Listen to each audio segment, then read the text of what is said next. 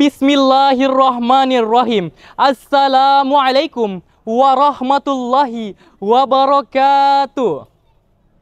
Alhamdulillahillazi anzala ala abdihil kitab. Asharul haqqa bil haqqi wa ahzal ahzab.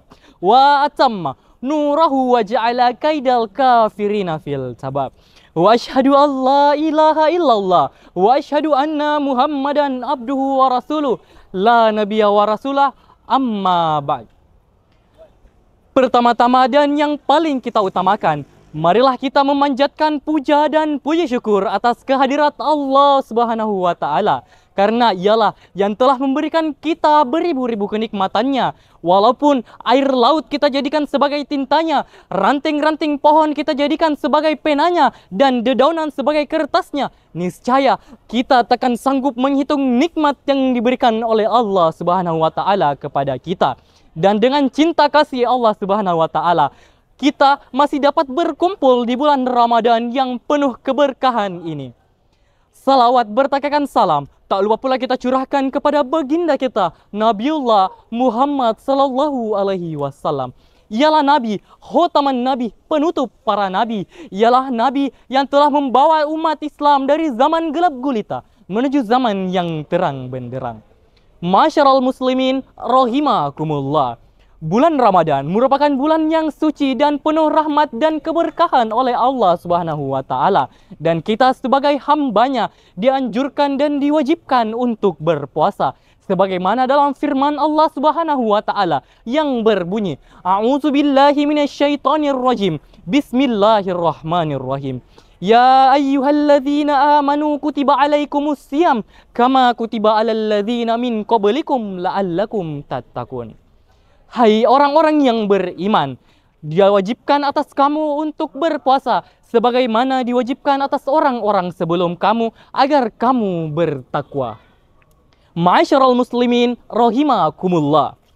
Di bulan Ramadan, bulan yang penuh kasih dan kasih sayang oleh Allah Subhanahu wa taala, yang dimana selain penuh rahmat dan keberkahan Allah Subhanahu wa taala, bulan Ramadan juga merupakan bulan pengampunan dosa hamba kepada Allah Subhanahu wa taala, yang dimana ketika kita melakukan suatu pengamalan, maka Allah Subhanahu wa taala akan melipat gandakan mulai dari 10 kali lipat hingga 700 kali lipat.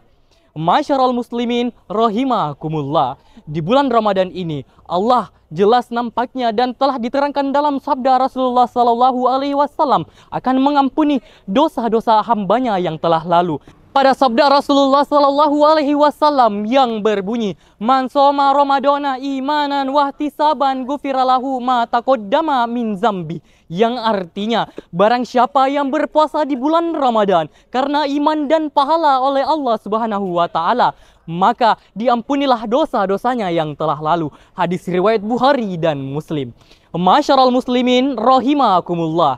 Telah nampak jelas, telah terpampang jelas Allah Subhanahu wa taala mencintai hambanya sebagaimana yang diterangkan pada sabda Rasulullah sallallahu alaihi wasallam, yang artinya sesungguhnya ketika Allah mencintai seorang hambanya, ia menyuruhkan kepada Jibril, sesungguhnya Allah mencintai fulan, maka cintailah ia. Maka Jibril pun mencintainya, dan Jibril pun menyuruhkan kepada penduduk langit, sesungguhnya Allah mencintai fulan, maka penduduk langit pun mencintainya, dan kemudian diterimalah ia di muka bumi. Hadis riwayat Bukhari.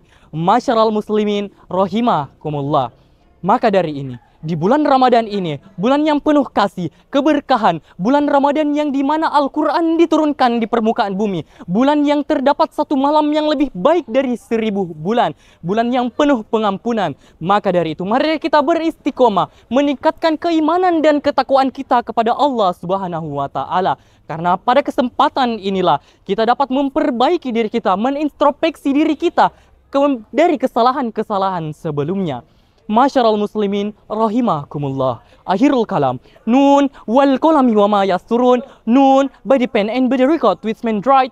Nun demi pena dan segala apa yang dituliskannya. Salam sahabat pena, tiada hari tanpa goresan pena, karena pena adalah lambang kejayaan. Syukran. Wassalamualaikum warahmatullahi wabarakatuh.